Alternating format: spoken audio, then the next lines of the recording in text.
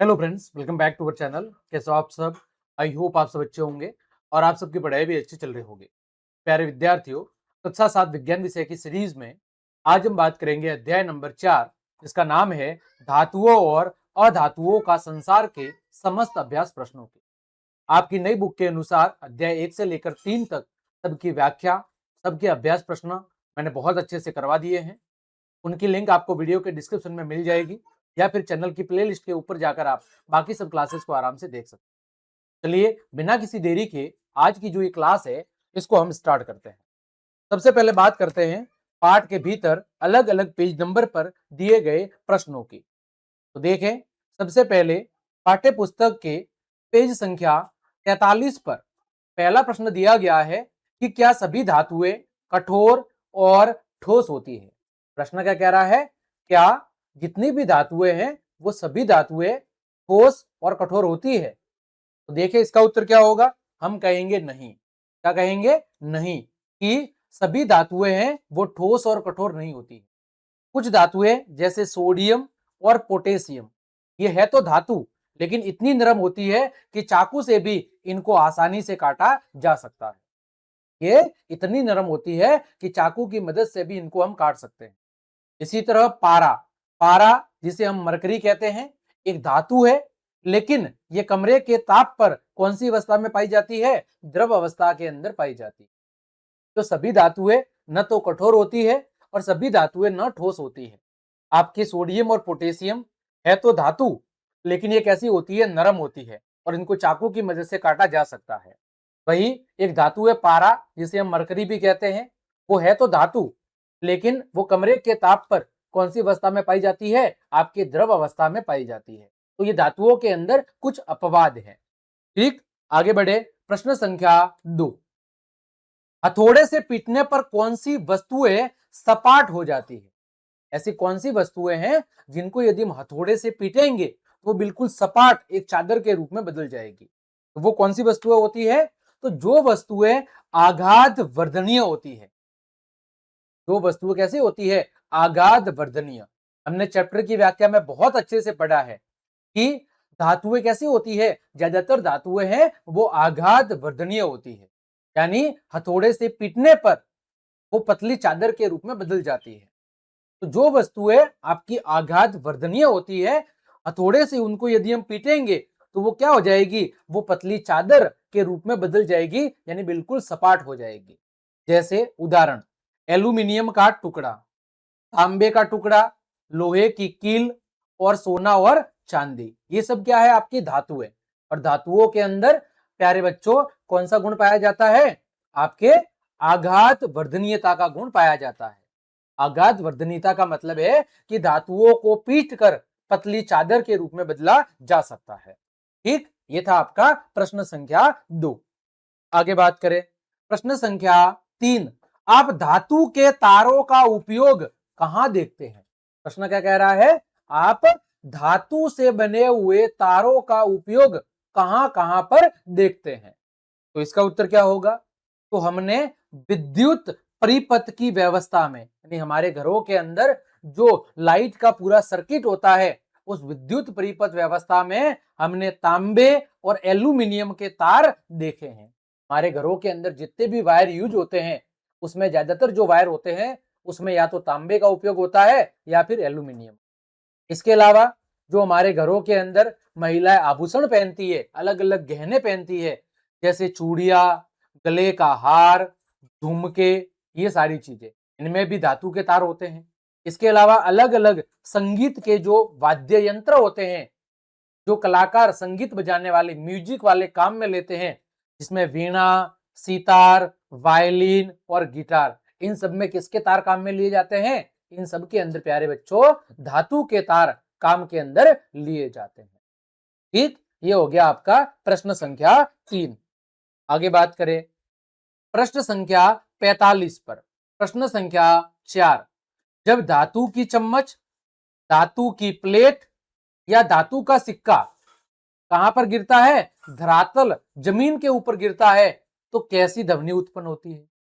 अगला है, यह ध्वनि कोयले अथवा लकड़ी के टुकड़े के धरातल पर गिरने से उत्पन्न होने वाली ध्वनि से किस प्रकार अलग है?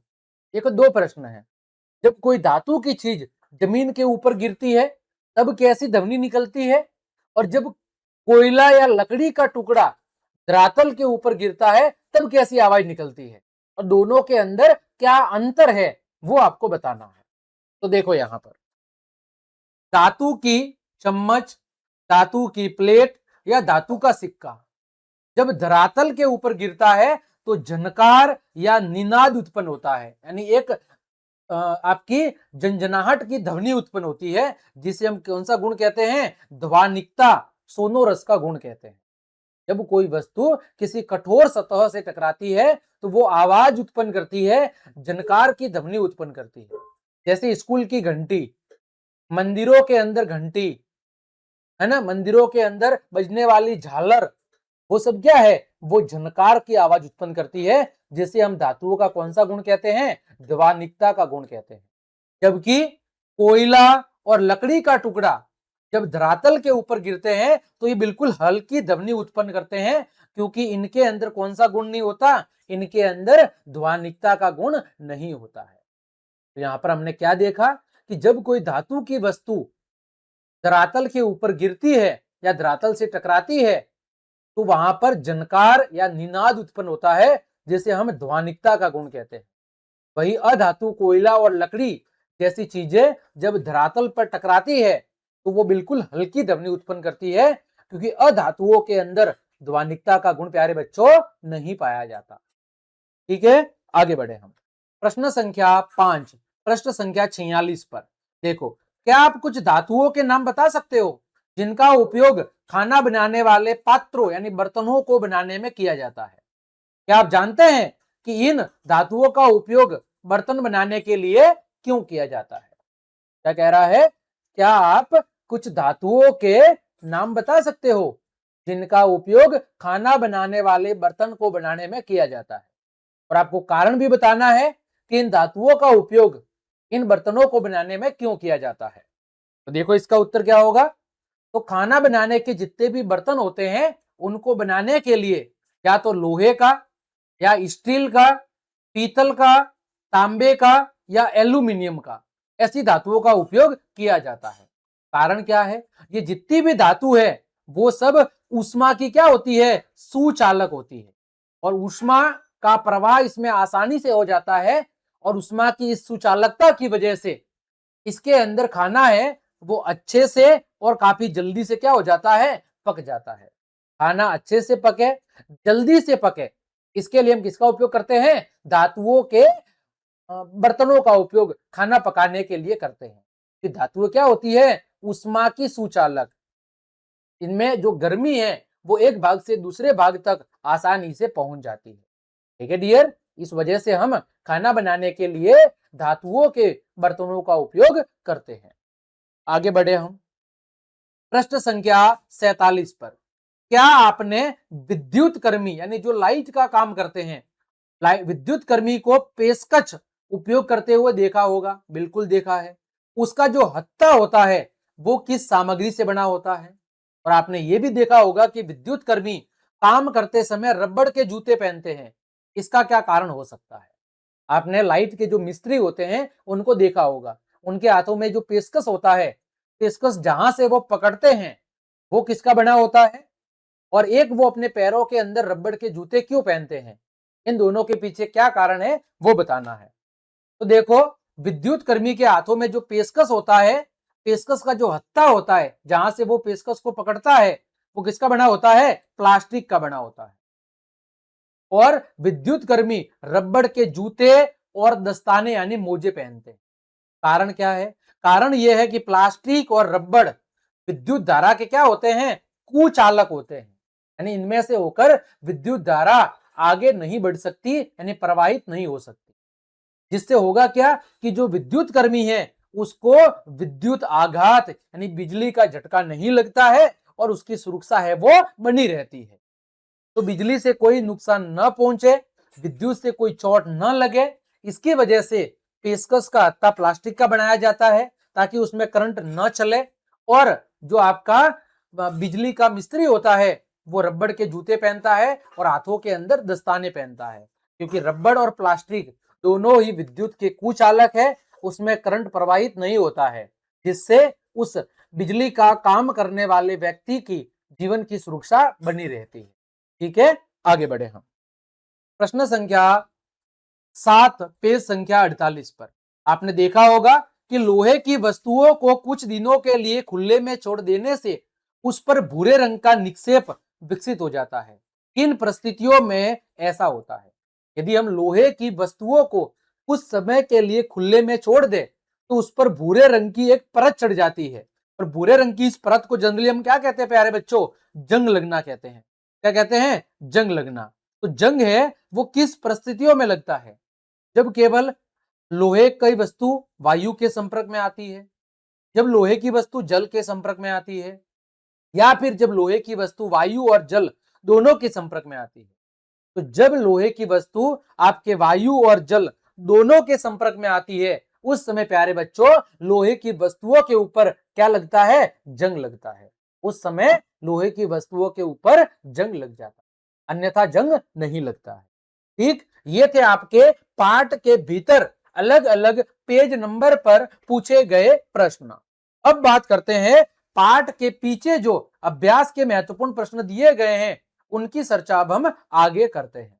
देखें पहला प्रश्न, किस धातु का उपयोग खाद्य पदार्थों के स्वेष्टन यानी पैकेजिंग के लिए किया जाता है? क्योंकि यह धातु सस्ती होती है और इसकी पतली चादरों की सरलता से इसे किसी भी आकार में मोड़ा भी जा सकता है। आपने देखा होगा शादी विवाह में आपके घर पर रोटियों को लपेटने के लिए किसकी फॉइल का उपयोग किया जाता है? एल्यूमिनियम की फॉइल का उपयोग किया जाता है, क्योंकि एल्यूमिनियम एक धातु है जो काफी सस्ती भी है और इसे पतली चादर के रूप में या पतली पन्नी के रूप में आसानी से बदला भी जा सकता है। तो रोटी की पैकेजिंग करने के लिए जो धातु काम में ली जाती है वो कौन सी धातु है? एल्यूमिनियम धातु है। अगला देखो दूसरा, निम्नलिखित में से कौन सी धातु जल के संपर्क में आने पर आग पकड़ लेती है? कौन सी धातु है जो यदि पानी के संपर्क में आ जाए तो तुरंत वो आग पकड़ लेती है? उत्तर क्या होगा? तांबा, एल्यूमिनियम, जिंक या सोडियम? प्यारे बच्चों इसका सही उत्तर क्या है? सोडियम बहुत ही ज्यादा क्रियाशील धातु है और बहुत अधिक अधिक क्रियाशील होने की वजह से जब ये किसके संपर्क में आती है? जल के संपर्क में, तो तुरंत क्या पकड़ लेती है? आग पकड़ लेती है। और आग से बचने के लिए सोडियम को किसमें डुबोकर रखा जाता है? केरोसिन के तेल में। इसमें डुबोकर रखा जाता है केरोसिन के तेल में, ताकि वायु और जल के साथ इसका संपर्क न हो और आग लगने जैसी घटना न हो। सही उत्तर क्या होगा यहाँ पर? सोडियम। तीसरा देखो, कारण सहित बताइए कि निम्नलिखित कथन सत्य है या फिर असत्य। आपको बताना है कौन सा कथन सत्य है और कौन सा कथन है वो आपका असत्य है, कारण के साथ में आपको बताना है। तो यहाँ पर कुल मिला के 4 कथन है। चलिए बारी बारी से एक एक कथन को देखते हैं, कौन सा कथन सत्य है, कौन सा कथन असत्य है। देखो यहाँ पर पहला कथन, एल्यूमिनियम और तांबा पात्रों और मूर्तियों को बनाने के लिए उपयोग की जाने वाली अधातुओं के उदाहरण है। तो देखो एल्यूमिनियम और तांबा क्या है? एल्यूमिनियम और तांबा ये दोनों तो आपकी धातु है, लेकिन यहां पर क्या दिया हुआ है? अधातु। तो ये कथन कैसा है? ये कथन गलत है, क्योंकि एल्यूमिनियम और तांबा दोनों क्या है? धातुएं हैं, न कि अधातु। और धातु होने की वजह से इनका उपयोग पात्रों यानी बर्तनों को बनाने में और मूर्तियों को बनाने में किया जाता है। तो पहला कथन कैसा हो गया आपका? गलत। दूसरा कथन, धातुएं ऑक्सीजन के साथ मिलकर ऑक्साइड बनाती है, जिनका विलयन नीले लिटमस को लाल में बदल देता है। तो देखो जो अम्ल होते हैं वो नीले लिटमस को किसमें बदल देते हैं? अम्ल होते हैं वो नीले लिटमस को लाल में बदल देते हैं, है ना? तो देखो कारण क्या है यहां पर? देखो यहां पर ये कथन भी कैसा है? गलत है। क्यों? क्योंकि धातुओं के जो ऑक्साइड होते हैं वो सारीय प्रकृति के होते हैं, और सारक की प्रकृति क्या होती है? सारक होते हैं वो आपके लाल लिटमस को नीला करते हैं, न कि नीले लिटमस को लाल। क्योंकि नीले को लाल कौन करता है? जो अम्ल होते हैं, अम्ल आपके नीले लिटमस को लाल में बदल देते हैं। अम्ल है वो नीले लिटमस को किसमें बदल देते हैं? लाल के अंदर।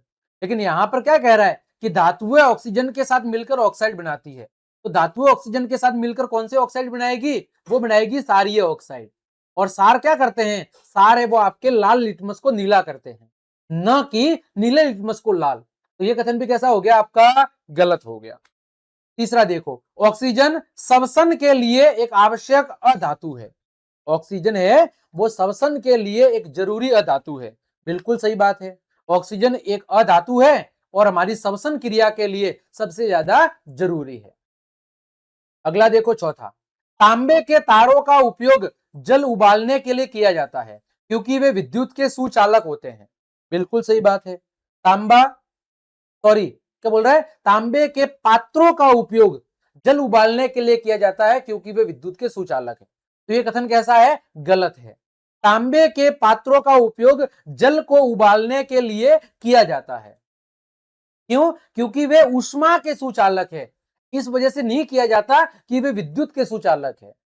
तांबे के पात्रों का उपयोग पानी उबालने के लिए तो किया जाता है, बिल्कुल सही बात है, लेकिन इसलिए नहीं किया जाता कि वो विद्युत के सुचालक है, बल्कि इसलिए किया जाता है क्योंकि वो ऊष्मा के सुचालक है, न कि विद्युत के सुचालक होने की वजह से। तो यहां पर ये ऊपर की लाइन तो सही है, लेकिन यहां पर इसने बोला है कि वे विद्युत के सुचालक होते हैं। तो विद्युत के सुचालक होने की वजह से पानी उबालने के लिए तांबे के पात्रों का उपयोग नहीं किया जाता है, बल्कि इसलिए किया जाता है क्योंकि तांबे के जो बर्तन होते हैं वो ऊष्मा के सुचालक होते हैं, जल्दी से वो गर्म हो जाते हैं। इस वजह से तांबे के बर्तनों का उपयोग पानी को उबालने के लिए किया जाता है। ठीक, आगे बढ़े प्रश्न संख्या 4 की तरफ। आभूषण बनाने के लिए केवल कुछ ही धातुएं उपयुक्त क्यों है? प्रश्न क्या कह रहा है? आभूषण गहने बनाने के लिए केवल कुछ ही धातुएं हैं, वो काम में क्यों ली जाती है? इसके पीछे क्या कारण है? तो देखो, केवल कुछ धातुएं ही आभूषण बनाने के लिए उपयुक्त होती है। क्यों? क्योंकि कुछ धातुओं के अंदर आघात वर्धनीयता और तन्यता दोनों के गुण पाए जाते हैं। केवल कुछ धातुएं ऐसी है जिनमें आघात वर्धनीयता और तन्यता दोनों गुण पाए जाते हैं, जैसे सोना और चांदी, जिन्हें आसानी से पतली चादरों के रूप में या तारों के रूप में बदला जा सकता है। साथ ही साथ ये धातुएं कैसी होती है? द्रुतिमय। द्रुतिमय का मतलब होता है चमकदार, जिसकी वजह से वो आभूषणों को कैसा बनाती है? आकर्षक और सुंदर बनाती है। तो हमने यहाँ पर क्या जाना प्यारे बच्चों? हमने जाना कि केवल कुछ ही धातुओं का उपयोग आभूषण बनाने के लिए क्यों होता है। तो उत्तर क्या होगा कि कुछ ही धातुएं ऐसी है जो आघात वर्धनीय भी होती है, तन्य भी होती है और चमकदार भी होती है, जैसे सोना और चांदी। सोना और चांदी को पतली चादरों के रूप में भी बदला जा सकता है, तारों के अंदर भी बदला जा सकता है, और ये चमकदार भी होती है, जिसकी वजह से आभूषण या जो गहने होते हैं वो आसानी से इन धातुओं के बनाए जा सकते हैं। अतः केवल कुछ लिमिटेड धातुओं का उपयोग गहने बनाने के लिए किया जाता है। ठीक है प्यारे बच्चों, तो यदि आपको मेरी क्लास और ये मेहनत पसंद आ रही है तो फिर लाइक, कमेंट, शेयर और सब्सक्राइब जरूर करो। इसमें कोई कंजूसी नहीं होनी चाहिए। मैं आपके लिए देखो इतनी शानदार मेहनत कर रहा हूं, तो आप लोग का भी फर्ज है कि आप लोग ज्यादा से ज्यादा लाइक, कमेंट, शेयर और सब्सक्राइब करें। अपने दोस्तों को बताएं कि गोविंद लेक्चर्स चैनल के ऊपर बहुत बढ़िया तरीके से विज्ञान पढ़ाई जाती है। ठीक है, चलिए आगे बढ़े हम। प्रश्न संख्या 5, स्तंभ 1 में दी गई धातुओं और अधातुओं के उपयोगों की स्तंभ 2 में दी गई धातु और अधातु के व्यवस्थित नामों से आपको क्या करना है? सुमेलित करना है। देखो यहां पर पहला है विद्युत तारों में उपयोग। विद्युत तारों में किसका उपयोग होता है? तांबे का। किसका उपयोग होता है? तांबे का। इसको अभी हम सही लिखना भी आगे देख लेंगे। विद्युत तारों में किसका उपयोग होता है? तांबे का। दूसरा है प्रबल, आघात वर्धनीय और तन्य। तो प्रबल, आघात वर्धनीय और तन्य वो कौन है? आपका सोना। तीसरा, जीव इसके बिना जीवित नहीं रह सकते, वो कौन है? ऑक्सीजन। ग, जब मृदा में इस उर्वरक को मिलाया जाता है तो पौधे स्वस्थ रूप से वृद्धि करते हैं, वो कौन है? नाइट्रोजन। और जल शुद्धिकरण में इसका उपयोग होता है। जल शुद्धिकरण में किसका उपयोग होता है? तो क्लोरीन का उपयोग होता है। चलिए इसको देख लेते हैं। बिजली के तारों में किसका उपयोग होता है? तो तांबे का उपयोग होता है। प्रबल, आघात वर्धनीय और तन्य कौन है? तो वो है आपका, क्या बोल रहा है? प्रबल, आघात वर्धनीय और तन्य, तो वो है आपका सोना। ये गलती से प्रिंट हुआ है, यहां पर आप क्या कर लेंगे? सोना कर लेंगे। ठीक है। जीव जिसके बिना जीवित नहीं रह सकते वो क्या है? ऑक्सीजन है। जब मृदा में इस उर्वरक को मिलाया जाता है तो पौधे स्वस्थ रूप से वृद्धि करते हैं। वो कौन सा तत्व है? नाइट्रोजन। और जल शुद्धिकरण में इसका उपयोग होता है, वो कौन है आपका? क्लोरीन। तो इस तरह आपको उचित के साथ में क्या करना था? यहां पर मिलान करना था। ठीक, आगे बात करें, छठा प्रश्न, क्या होता है जब मैग्नीशियम और सल्फर ऑक्सीजन के साथ अभिक्रिया करते हैं? निर्मित उत्पादों की प्रकृति में क्या प्रमुख अंतर होता है? क्या कह रहा है? जब मैग्नीशियम और सल्फर ऑक्सीजन के साथ अभिक्रिया करते हैं और जो नई चीज बनती है, उन नई चीजों की प्रकृति में क्या अंतर है? तो देखो यहां पर मैग्नीशियम है, वो ऑक्सीजन के साथ अभिक्रिया करके मैग्नीशियम ऑक्साइड बनाता है। और मैग्नीशियम ऑक्साइड कौन सी प्रकृति का होता है? क्षारीय। क्योंकि धातुएं ऑक्सीजन के साथ अभिक्रिया करके कौन से ऑक्साइड बनाती है? क्षारीय प्रकृति के ऑक्साइड बनाती है। वही सल्फर ऑक्सीजन के साथ क्रिया करके सल्फर डाइऑक्साइड बनाता है, जो जल में घुलकर सल्फ्यूरिक अम्ल बनाता है। और वो कौन सी प्रकृति का होगा? अम्लीय प्रकृति। तो मैग्नीशियम ऑक्साइड कौन सी प्रकृति का होगा? क्षारीय। और सल्फर डाइऑक्साइड आगे पानी में घुलकर क्या बनाएगा? सल्फ्यूरिक अम्ल। वो कौन सी प्रकृति का होगा? अम्लीय प्रकृति का। देखो दोनों में अंतर क्या है। तो मैग्नीशियम का ऑक्साइड कौन सी प्रकृति का है? क्षारीय प्रकृति का, जो लाल लिटमस को कैसा करेगा? नीला कर देगा। वही अधातु सल्फर का ऑक्साइड कौन सी प्रकृति का है? अम्लीय प्रकृति का, जो क्या करेगा? नीले लिटमस को लाल कर देगा। यही दोनों में अंतर है कि मैग्नीशियम ऑक्साइड की प्रकृति कैसी होगी? क्षारीय होगी। और क्षार क्या करेगा? क्षार आपके लाल लिटमस को नीला कर देगा। और सल्फर डाइऑक्साइड की प्रकृति कैसी होगी? अम्लीय। और अम्ल क्या करेंगे? अम्ल है वो आपके नीले लिटमस को किसमें बदलेंगे? नीले लिटमस को लाल लिटमस के अंदर बदल देंगे।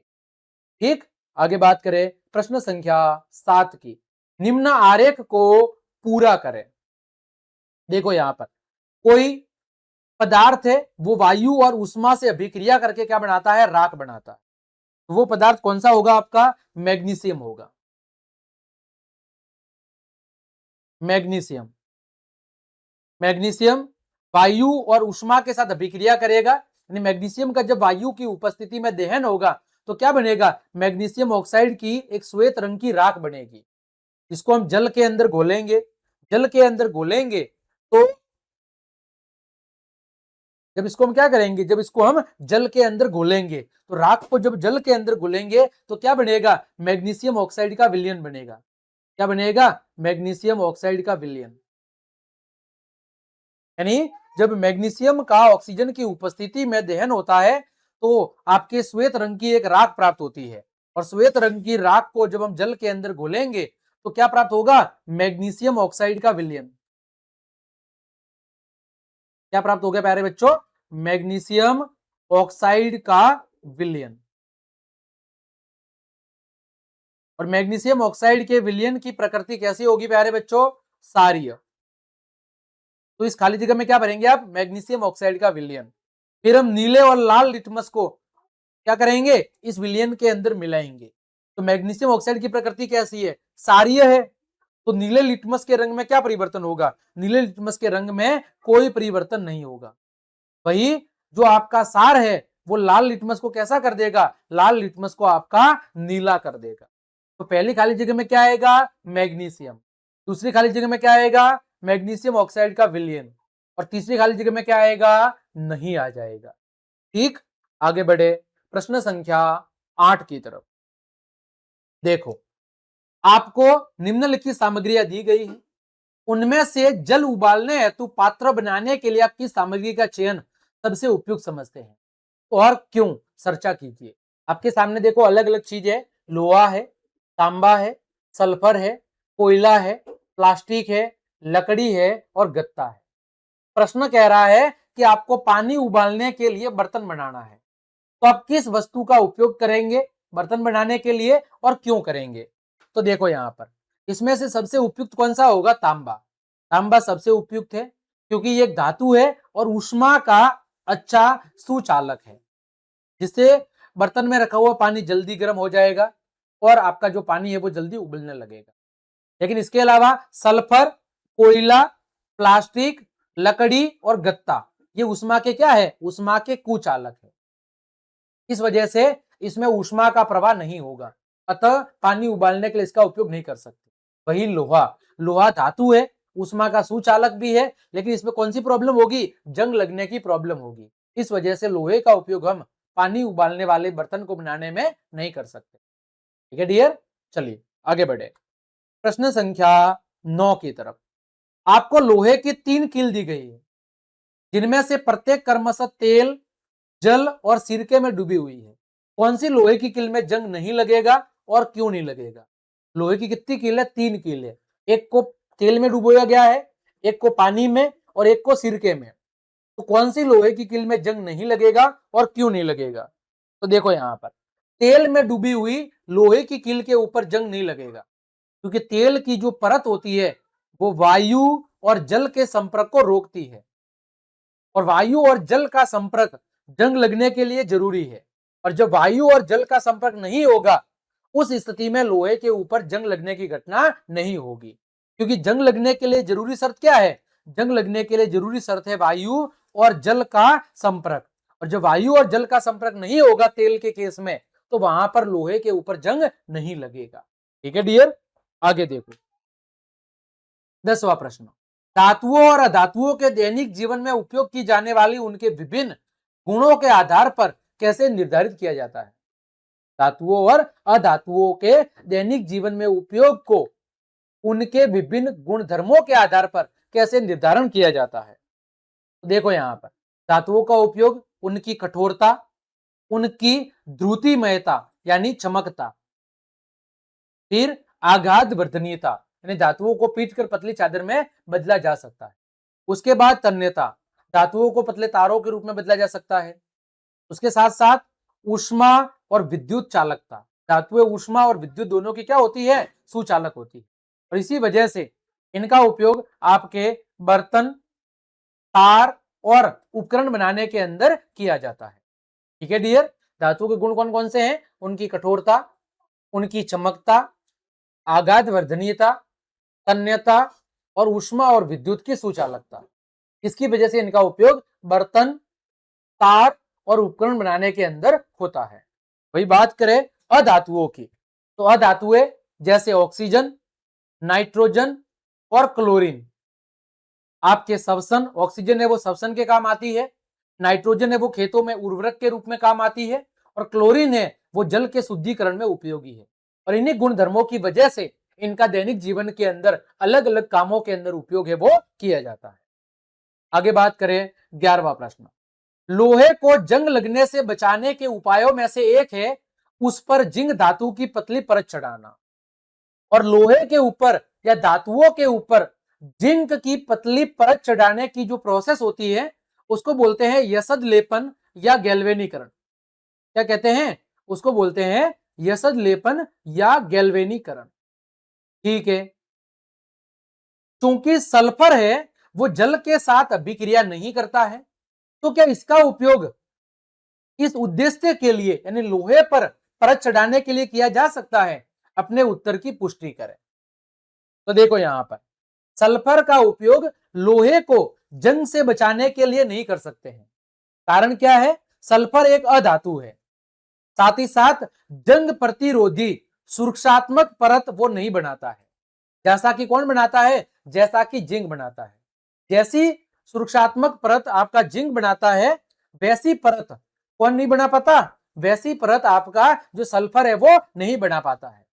और सल्फर है वो ऐसी परत नहीं बनाता है, इसी वजह से लोहे को जंग से बचाने के लिए हम लोग उसके ऊपर सल्फर की परत नहीं चढ़ा सकते हैं, बल्कि किसकी परत चढ़ाएंगे? हम वहां पर हम जिंक की परत चढ़ाएंगे, क्योंकि जिंक है वो लोहे को जंग से बचाने में उपयोगी है।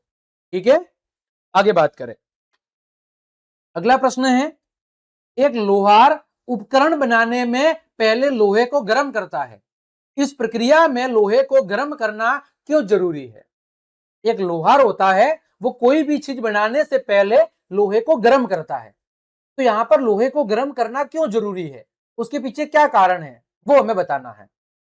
तो देखो यहां पर लोहार है वो लोहे को गर्म करता है ताकि लोहा कैसा हो जाए? नरम हो जाए। और जब लोहा नरम हो जाएगा तो जो आघात वर्धनीयता का गुण धर्म है, उस गुण धर्म के कारण वो लोहे को पीट कर अपनी आवश्यकता अनुसार जिस भी आकार में ढालना चाहे उस आकार के अंदर उसे वो ढाल देगा, है ना। लोहे को जब वो गर्म करेगा तो गर्म करने से लोहा कैसा हो जाएगा, नरम हो जाएगा, और लोहा जब नरम हो जाएगा तो जो आघात वर्धनीयता का गुण है, उस आघात वर्धनीयता के गुण की वजह से वो लोहे को जब हथौड़े से पीटेगा तो फिर वो अपनी आवश्यकता अनुसार उसे अलग अलग आकार के अंदर बदल सकता है। ठीक, तो प्यारे विद्यार्थियों, आज की इस क्लास के अंदर हमने कक्षा 7 विज्ञान विषय के अध्याय नंबर 4 धातु और अधातुओं का संसार के समस्त पाठ के भीतर दिए गए और अभ्यास के सभी प्रश्नों के उत्तर बहुत अच्छे से जान लिए हैं। उम्मीद करता हूं आज की इस क्लास के सभी प्रश्न आपको बहुत अच्छे समझ में आए होंगे। तो क्लास देखने के लिए आप सभी का धन्यवाद। यदि आपको मेरी क्लास और ये मेहनत पसंद आई है तो फिर लाइक, कमेंट, शेयर और सब्सक्राइब जरूर करें। मिलते हैं अगली क्लास में, तब तक के लिए आप सबको जय हिंद, जय भारत।